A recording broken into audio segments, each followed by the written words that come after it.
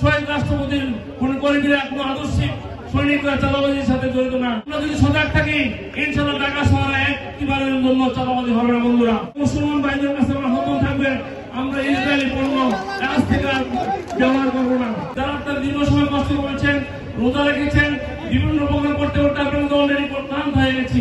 এই জন্য আমরা চিন্তা করেছি আপনাদের সকলকে নিয়ে ঈদের পরে একটা আমরা মধ্যাহ্নভোজের আয়োজন করবো। তারই অংশ হিসেবে আমরা ঢাকা শহরের সবাইকে নিয়ে আজকে একটা মধ্যাহ্নভোজের আয়োজন করার চেষ্টা করতেছি। যদিও স্বল্প পরিসর হোক, কিন্তু আমাদের চেষ্টাটা ছিল অনেক মহৎ, অনেক বড়। আপনারা আমাদের জন্য দোয়া করবেন, আমরা যেন অদূর ভবিষ্যতে এমনিভাবে সুন্দরভাবে এভাবে প্রোগ্রাম করতে পারি। আমি আরো কথা বলতে চাইছিলাম, কিন্তু সময় স্বল্পতার জন্য কথা শেষ করতে চাচ্ছি। একটা কথা বলতে চাই, ঢাকা মহানগরের আপনারা সবাই বিভিন্ন এলাকার নেতৃবৃন্দ আছেন, বিএনপির নামে বিভিন্ন জায়গায় কিন্তু চাঁদাবাজি করার চেষ্টা করতেছে। আপনারা সতর্ক থাকবেন। বিএনপির কোন নেতারা শহীদ রাষ্ট্রপতির কোন কর্মীরা কোনো আদর্শিক সৈনিকরা চাঁদাবাজির সাথে জড়িত না। যারা 5ই আগস্টের পরে বিএনপি এসেছে, যারা বিএনপিতে অনুপ্রবেশ করার চেষ্টা করতেছে, তারাই কিন্তু চাঁদাবাজি করে বিএনপির নামে তারা প্রচার করতেছে। আপনারা সজাগ থাকবেন।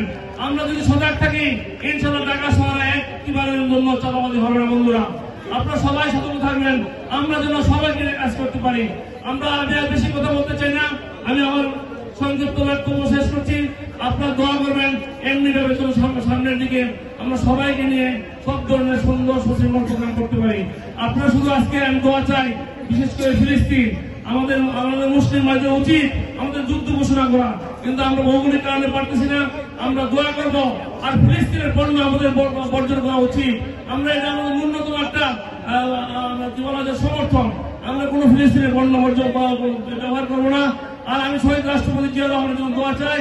আমার মা বেগম খালেদা জিয়া দেশের প্রধানমন্ত্রী, ওনার জন্য দোয়া করবেন।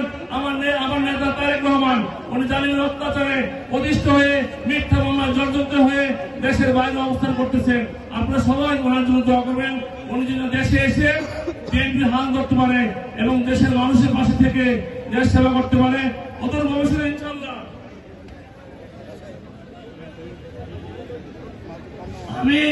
আমি ফিলিস্তিনি পণ্য বর্জনের কথা ভুলে বলেছি।